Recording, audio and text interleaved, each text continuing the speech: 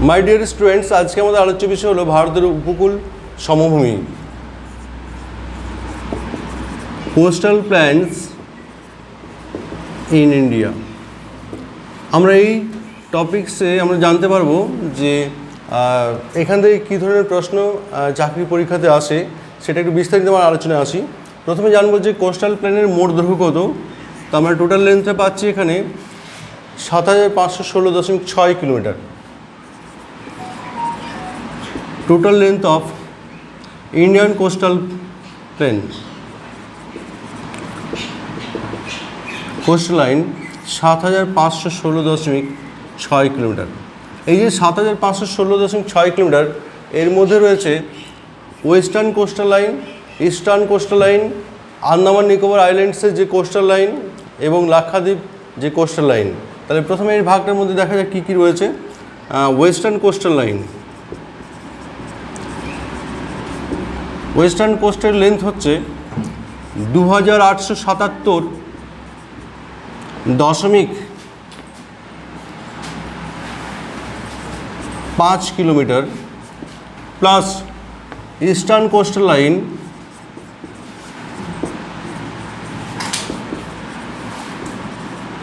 এই দৈর্ঘ্য হলো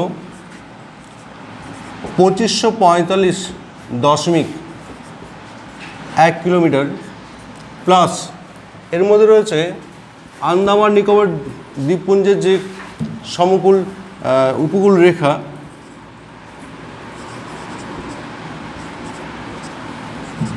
Andaman and Nicobar islands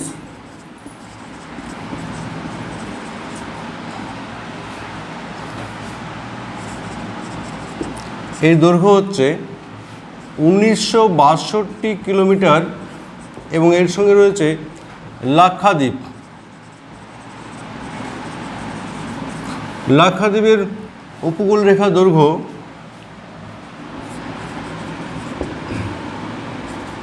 ১৩২ kilometre. তো এটা হলো আমাদের টোটাল ৭৫১৬.৬ যে টোটাল লেন্থ, এটা ডিস্ট্রিবিউশন পার্টটা। অর্থাৎ দেখা যাচ্ছে ওয়েস্টার্ন কোস্ট যেটা রয়েছে সেটা ২৮৭৭.৫ কিলোমিটার, ইস্টার্ন পার্টে রয়েছে ২৫৪৫.১ কিলোমিটার এবং আন্দামান নিকোবর দ্বীপপুঞ্জের যদি কোস্টাল লাইনটাকে আমরা অ্যাড করে দিই তাহলে সেটা হচ্ছে ১৯৬২ এবং তার সঙ্গে লাক্ষাদ্বীপ হলো ১৩২। ওভারঅল টোটাল যদি আমরা অ্যাড করে নিই তাহলে দেখা যাচ্ছে টোটাল ভ্যালু হবে ৭৫১৬.৬ কিলোমিটার। এরপরে এখান থেকে একটা প্রশ্ন হতে পারে যে এই যে ৭৫১৬ যেটা বললাম বা এই যে আমরা ওয়েস্টার্ন কোস্ট লাইনগুলো বললাম এর মধ্যে যে রাজ্যগুলি রয়েছে এবং কেন্দ্রশাসিত অঞ্চলগুলো রয়েছে তার মধ্যে সবথেকে বেশি দৈর্ঘ্য কার? সবথেকে বেশি দৈর্ঘ্য হচ্ছে গুজরাট। লংগেস্ট কোস্টাল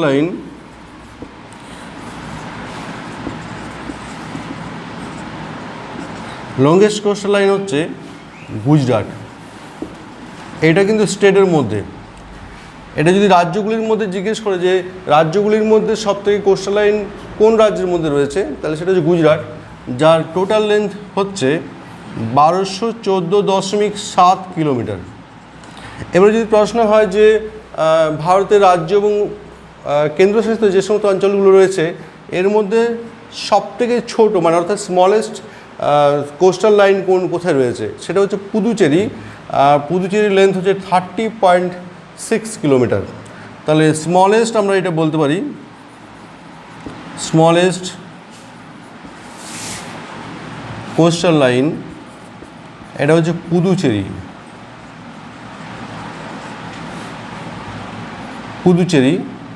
এর লেন্থ হলো 30.6 কিলোমিটার। এরপর আমরা একটা আরেকটি ডেটা এখান থেকে পেয়ে যাব, সেটা হচ্ছে ওয়েস্ট বেঙ্গলেও কিন্তু দেখা যাচ্ছে যে পূর্ব উপকূলের সঙ্গে সংলগ্ন রয়েছে। তাহলে ওয়েস্ট বেঙ্গলের কোস্টাল লেন্থ কত? কোস্টাল লাইন আর coastal length of West Bengal এটা হলো ১৫৭.৫ কিলোমিটার। তো আমরা প্রথমে ডেটাগুলো জেনে নিলাম যে কোথায় কত দৈর্ঘ্য রয়েছে কোস্টাল লাইন। এবার এটা আমরা ছবিতে নিয়ে আসি। দেখো এরপর আমরা এটা ছবিতে নিয়ে আসবো যে কোস্টাল প্লেনটা কোথায় কী রয়েছে।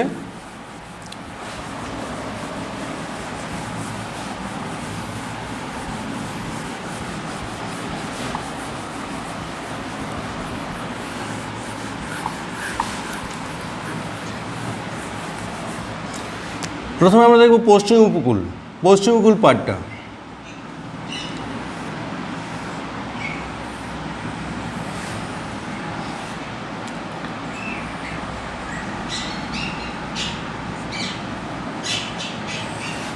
এই পাটটা বোঝা যাচ্ছে এটা গুজরাটের পাট।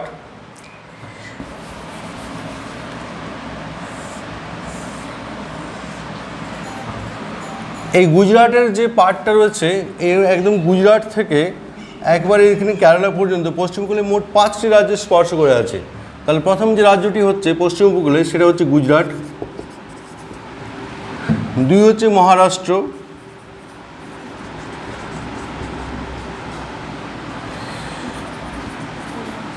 3 হচ্ছে গোয়া,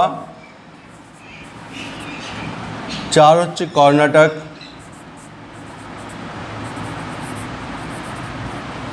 5 হচ্ছে কেরালা।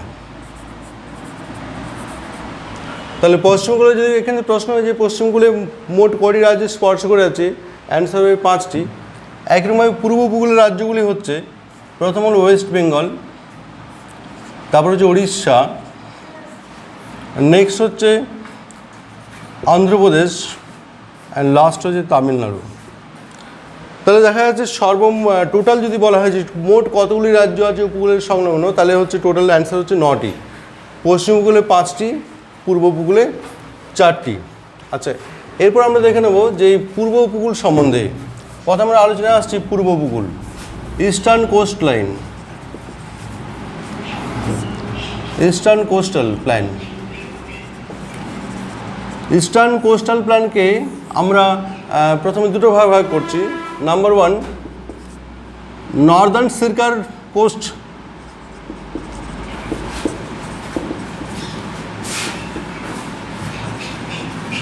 অর্থাৎ উত্তর সরকার উপকূল।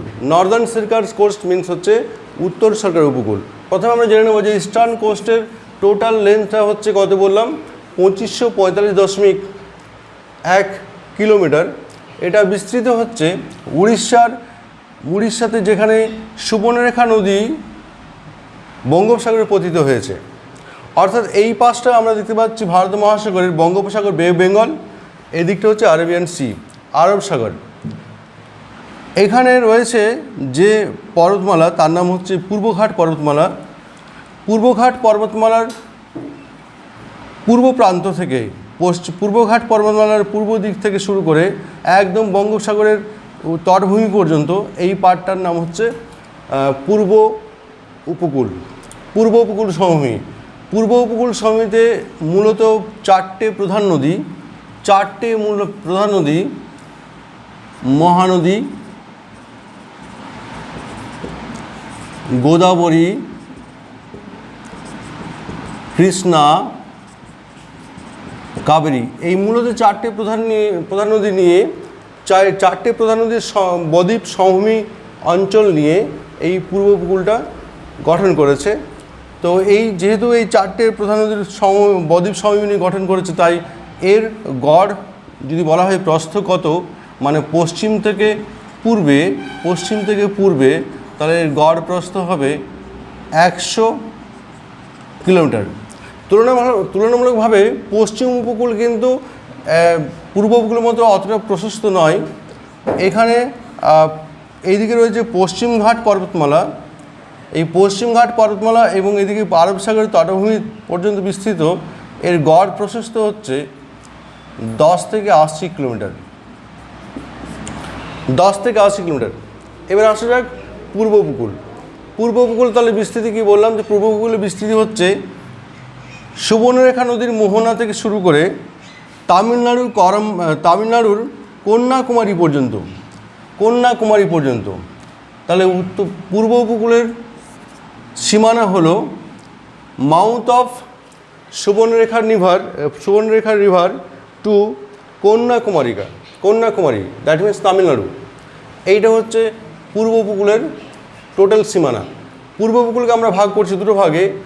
এক হলো উত্তর সরকার উপকূল, নর্দার্ন সিরকার কোস্ট, 2 হলো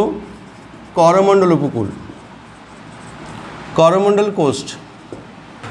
এবারে নেক্সট পয়েন্ট যেটা আমরা আসবো সেটা হচ্ছে যে উত্তর সরকার যে উপকূল, উত্তর সরকার যে উপকূল রয়েছে, এই উত্তর সরকারের উপকূলের আমরা ভাগ করছি দুটো ভাগে।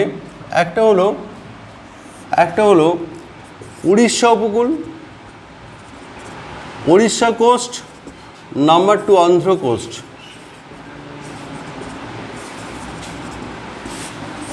উড়িষ্যা উপকূল এবং অন্ধ্র উপকূল। উড়িষ্যা উপকূল এটার বিস্তৃতি হলো সুবর্ণরেখার মোহনা থেকে অন্ধ্রপ্রদেশে কৃষ্ণা নদী, অন্ধ্রপ্রদেশে অবস্থিত কৃষ্ণা নদী, এই কৃষ্ণা নদীর বদ্বীপের পূর্ব প্রান্ত পর্যন্ত। সুবর্ণরেখা নদীর মোহনা থেকে কৃষ্ণা নদীর বদ্বীপের পূর্ব প্রান্ত পর্যন্ত এটা হলো উড়িষ্যা উপকূল। উড়িষ্যা উপকূলের আরেকটি নাম আছে যেটা বলে উৎকল উপকূল, উৎকল কোস্ট। উড়িষ্যা উপকূল, এই উড়িষ্যা উপকূল মূলত 3টে নদী, বৈতরণী, ব্রাহ্মণী এবং মহানদীর বদ্বীপ সমভূমি নিয়ে গঠিত হয়েছে। এই মহানদী বদ্বীপ সমভূমি গঠিত হয়েছে, তাই এই উপকূলটিকে মহানদী বদ্বীপ সমভূমি বলা হয়। মহানদী বদ্বীপ সমভূমির দক্ষিণে অবস্থিত চিল্কা, যেটি হলো ভারতের বৃহত্তম উপহ্রদ বা লেগুন। তাহলে এখানে অবস্থিত হচ্ছে চিল্কা। চিল্কা হলো ভারতের বৃহত্তম উপহ্রদ বা লেগুন, এবং এই চিল্কা এটি হলো বঙ্গোপসাগরের একটি অংশ মাত্র এবং এর জল লবণাক্ত।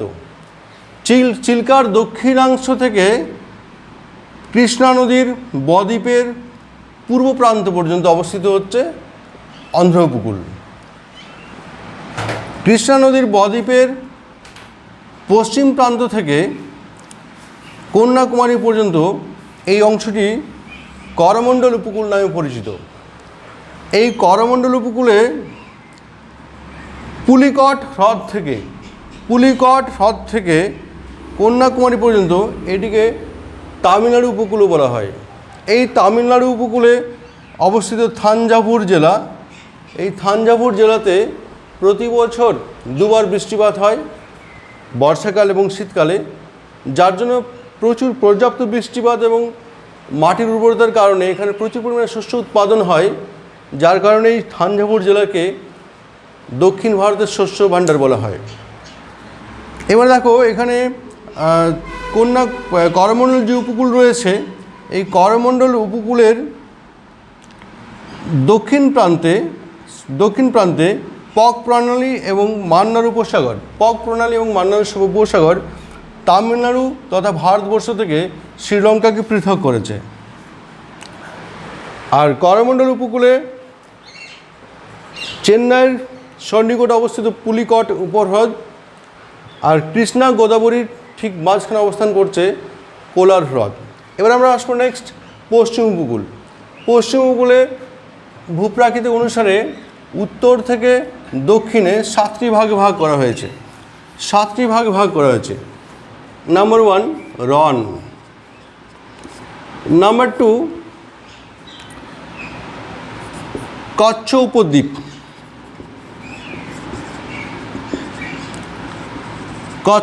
বা Kutch প্যানিনসুলা, number 3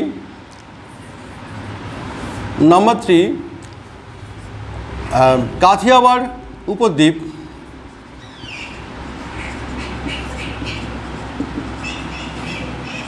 Kathiawar প্যানিনসুলা, number 3 Gujarat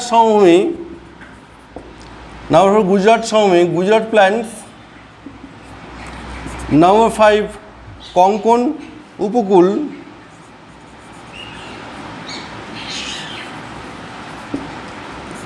number 6 Karnataka উপকূল,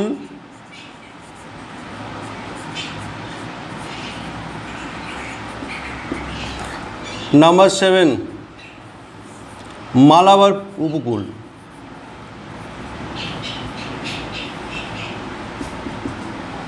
প্রথম হচ্ছে রন। এই রন হচ্ছে কি, এটা গুজরাটের উত্তরে অবস্থিত রন। এই রন শব্দের অর্থ হলো হ্রদ। রন শব্দের অর্থ হচ্ছে হ্রদ বাংলাতে। আর হ্রদের আরও দুটো মিনিং রয়েছে। হ্রদের যেমন হচ্ছে তাল, একটা শব্দ হচ্ছে তাল, এখানে লিখি তাল, আরেকটা হচ্ছে দহ। এই তাল বা দহ শব্দের অর্থ কিন্তু হ্রদ। অনেক সময় প্রশ্ন দিয়ে দেয় তাল শব্দের অর্থ বা দহ শব্দের অর্থ কী, তাহলে সেটা হচ্ছে হ্রদ, এবং রন শব্দের অর্থ আমরা পাচ্ছি হ্রদ। এইখানে রয়েছে এই যে অবস্থায়, তাহলে এটা হলো রন, এটা রন। এই পার্টটা হচ্ছে কচ্ছ উপদ্বীপ, এই জায়গাটা কচ্ছ উপদ্বীপ, অর্থাৎ কচ্ছ উপদ্বীপের উত্তরাংশ হচ্ছে গ্রেট রন, গ্রেট রন বা বৃহৎ রন নামে পরিচিত। কচ্ছ উপদ্বীপের পূর্ব প্রান্তে লিটল রন নামে পরিচিত। এই কচ্ছের রনে ভারতের একমাত্র অন্তর্বাহী নদী লুনি এখানে পতিত হয়েছে। এই লুনির উৎপত্তি হল আরাবল্লী পর্বতের আন্নাসাগর হ্রদ। এই পার্টটা রয়েছে কচ্ছ উপদ্বীপ। এই কচ্ছ উপদ্বীপের মধ্যভাগ বেলে পাথর দিয়ে তৈরি এবং যার গড় উচ্চতা হলো 315 থেকে 385 মিটার। নেক্সট আমরা আসছি এই যে পার্টটা, এই অংশটা, এটার নাম হচ্ছে কচ্ছ উপসাগর, গালফ অফ কচ্ছ। এটার নাম হচ্ছে কচ্ছ উপসাগর। এটা হলো কচ্ছ উপসাগর, গালফ অফ কচ্ছ। এই কচ্ছ উপসাগরে গুজরাট সমভূমিতে অবস্থিত, গুজরাট উপকূলে অবস্থিত কান্দলা বন্দর, কান্দলা পোর্ট, যেটি হলো ভারতের একমাত্র ট্যাক্স ফ্রি পোর্ট, শুল্কমুক্ত বন্দর। গালফ অফ কচ্ছ অর্থাৎ কচ্ছ উপসাগরের দক্ষিণে অবস্থিত কাথিয়াওয়াড় উপদ্বীপ, কাথিয়াওয়াড় প্যানিনসুলা। এই কাথিয়াওয়াড় প্যানিনসুলাতে কয়েকটি গুরুত্বপূর্ণ পাহাড় হলো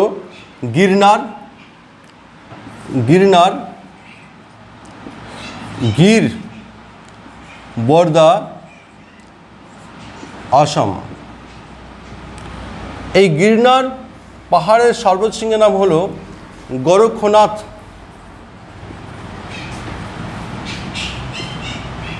যার উচ্চতা 1117 মিটার। গির পাহাড়কে কেন্দ্র করে গড়ে উঠেছে গির অরণ্য।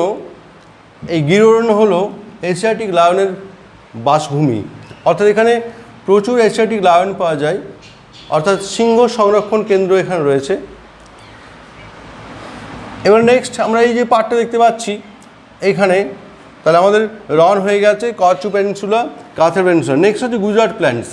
গুজরাট প্ল্যান্টস হচ্ছে কি না, এখানে সবরমতী, মাহি, নর্মদা, তাপ্তি প্রভৃতি নদীগুলি সমান্তরালভাবে পশ্চিমবাহী হয়ে বিপুল পলিরাশি জমা করে এখানে গুজরাট সমভূমি গঠন করেছে। অর্থাৎ এই 4টি পশ্চিমবাহী নদী পতিত হয়েছে কাম্বে বা খাম্বাত উপসাগর। এই পার্টটা হলো কাম্বে বা খাম্বাত উপসাগর, গালফ অফ কাম্বে আর গালফ অফ খাম্বাত।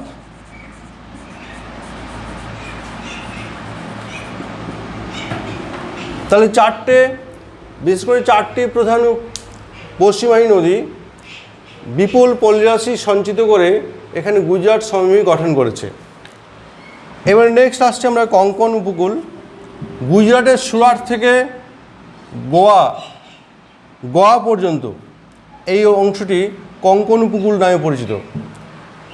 এই কোঙ্কণ উপকূল খুবই ভগ্ন এবং সংকীর্ণ, কাদা গঠিত জলাভূমি এবং বালিয়াড়ি বা বালুকাময় তটভূমি দেখা যায়। এছাড়াও কোনো কোনো স্থানে সামুদ্রিক চড়া এবং লাভা গঠিত পাহাড় দেখা যায়। এই কোঙ্কণ উপকূলে ভারতের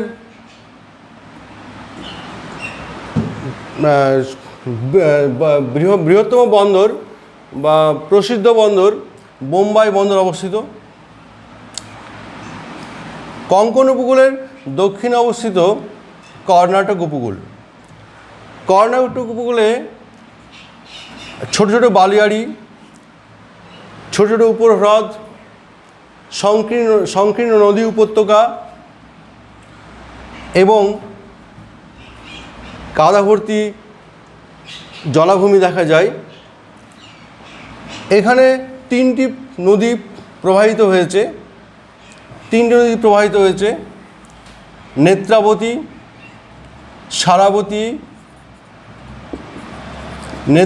সারাবতী এবং বারাহি।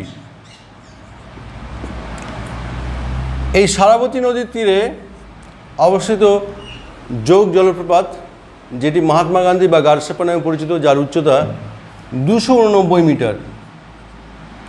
বারাহি নদীর ওপর অবস্থিত ভারতের উচ্চতম জলপ্রপাত কুঞ্চিকাল, যার উচ্চতা হলো 455 মিটার।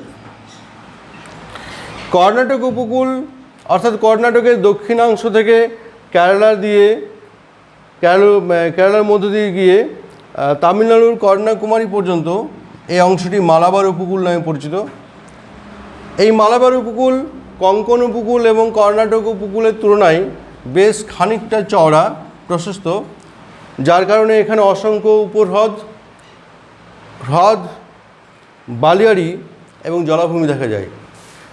কেরালাতে উপহ্রদগুলিকে বলা হয় কয়াল বা টেরি।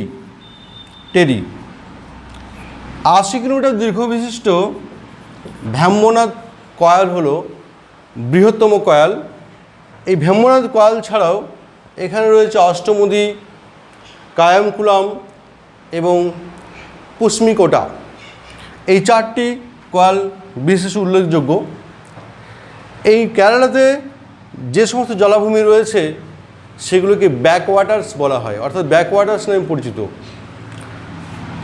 মালাবার উপকূলে সমুদ্র সংলগ্ন বালুকাময় যে তটভূমি রয়েছে বা বেলাভূমি রয়েছে এবং ছোটো ছোটো বালিয়াড়ি রয়েছে, যেগুলো স্থানীয় ভাষায় থেরিস নামে পরিচিত।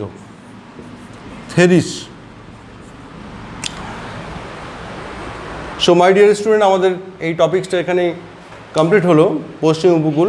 তো তোমাদের যদি এটা ভালো লেগে থাকে তাহলে লাইক করো, সাবস্ক্রাইব করো এবং বেশি বেশি পরিমাণে শেয়ার করো। পরবর্তী ভিডিও তোমাদের বা পরবর্তী টপিক্স নেক্সট ভিডিওতে তোমাদের নিয়ে আসবো।